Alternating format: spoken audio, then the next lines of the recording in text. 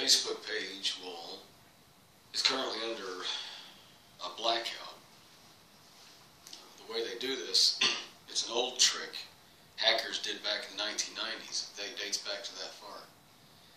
They send a lot of traffic to a website, and that ends up crashing the website. You can't get on there. There's too many people. Facebook pages can be done the same way, according to sources I've been told. I don't know how the trick is done. I don't know. But apparently what's happening is a lot of people have signed in or logged in to my Facebook page. And I have changed the password. And even though I've done this, they've managed to hit the page 50, 60,000 times. They've hit it a bunch of times. And so it gets blacked out from the news feed. People aren't seeing my posts. And those that do have to go to my wall to see the post. Or maybe now and then they catch a post. With 1,200 people sitting on my wall, and there's absolutely nothing coming up on that wall. And I know we've got other accounts here in this house. We've signed in, and I've noticed I've put a post out there. I've noticed it doesn't come up. My sources are private, but they have investigated and found through software I'm being blacked out. This wall's being blacked out. That's what's happening.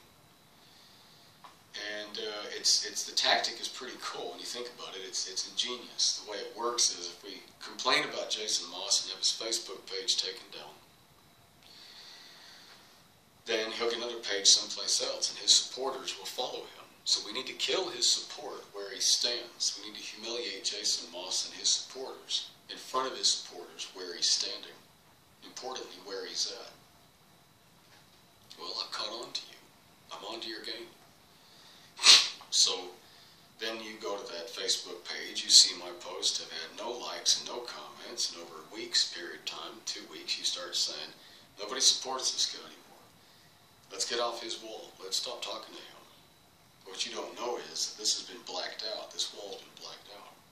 I got plenty of people who have no trouble with whatever I'm putting out there in Europe, who have no feeling or love for America whatsoever.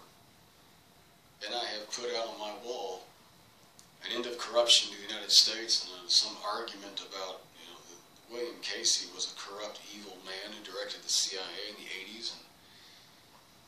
And they always would be the ones who would come up and say something. And they're like, we don't see anything. And I double-checked it and went in and started checking out. And there it was. So no, I don't buy this silence as being anything. And I think that you out there who come to my page should know what's going on. That this is bullying from a government that is treating me unconstitutionally and unfairly, and all I'm trying to do is bring the truth to the public. I do not support terrorism or acts of terrorism of any kind, nor do I deal with and know people like that. I do not in any way engage in any activity that would be considered treason, in any way, shape, or form. I believe that I'm well within my rights constitutionally to tell the public what I know. And there's a lot of people out there. This book I've written, Beyond Magic Gates, the unauthorized biography of Annette Funicello, is both her story and mine as I was growing up in Texas and how we interacted and when she finally got to me in the 1990s. I believe that book is for everybody, so it's not just the few of you on my wall. I'm not going to shut that page down and forget about it. I mean, it's going to be open up anywhere at any place. But I think that what's happening is that they're looking to boycott that book and me by any means they can. The game of plausible deniability is one in which you like to leave people thinking that there's not enough there to really believe anything. That you try to convince this guy, Jason Moss, that what he knows isn't what he thinks he knows. But they end up convincing themselves more of that point than it is actually true. Because I have no doubt of what I know, and I have no doubt of who I am, and I have no doubt of what happened all those years ago. So that said, I have no doubt of this. I don't have any doubt of that. But they've convinced themselves a comfortable delusion that I have doubts. California Superior Court will be receiving a document from me, a declaration, a statement, along with other pieces of evidence I'm not going to disclose in this video nor on my Facebook page. It's going to be presented to the Superior Court of California of Orange County, in which I'm going to legally, formally declare myself Annette Funicello's son and start this investigation one way or the other. I am citing the Central Intelligence Agency in this document. It is formally being cited as being a perpetrator, which is involved with this cover-up, a conspiracy. That they've been misappropriating taxpayer funds to cover this up.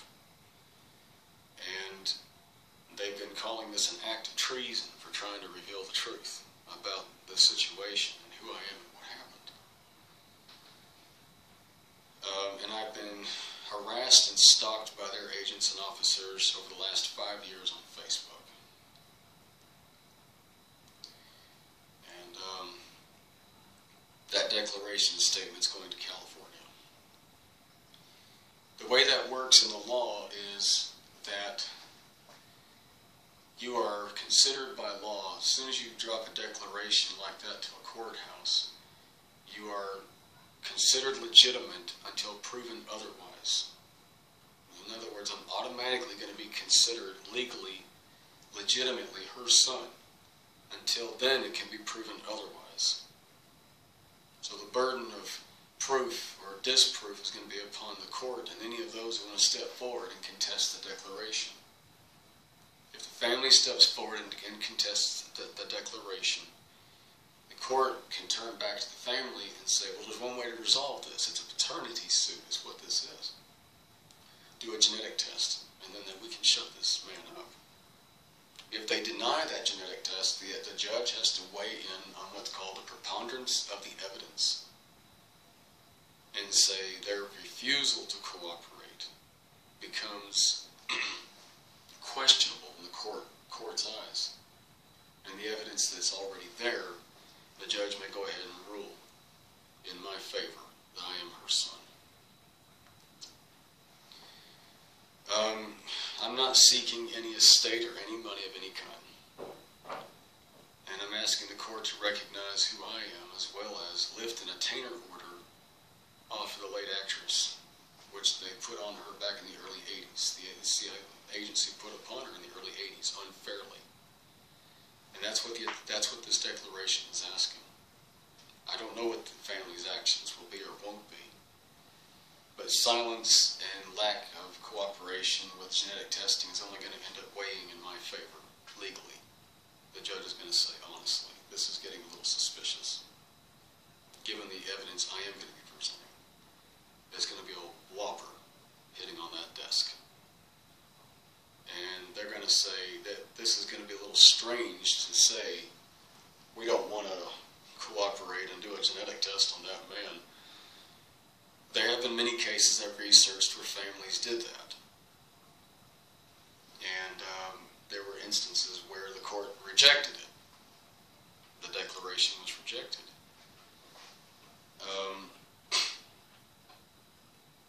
It's possible this agency may try to hit that superior court before my documents arrive. One of the reasons I went public with it, you see, I play a good game of chess, and my opponent is trying to cover this up. So it was very important that I make it very public that I'm going to be doing this. I'm not going to give away why. I'm hoping they got there before I did. But if they have, good. That helps with something I'm presenting the court, too. Something I've got in some of the other papers I've not put on Facebook is going to be on that judge's desk. And they're going to say that just added to the validation to what we're just seeing here.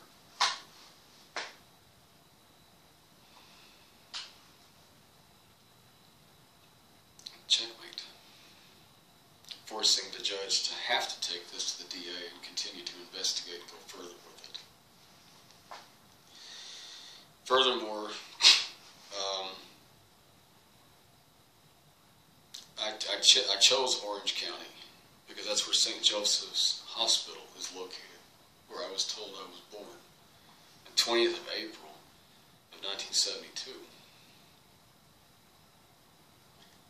And my abduction took a few days to get to Texas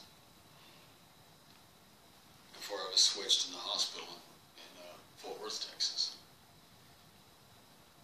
They'd already weighed the baby that the lady in Texas had and took him away.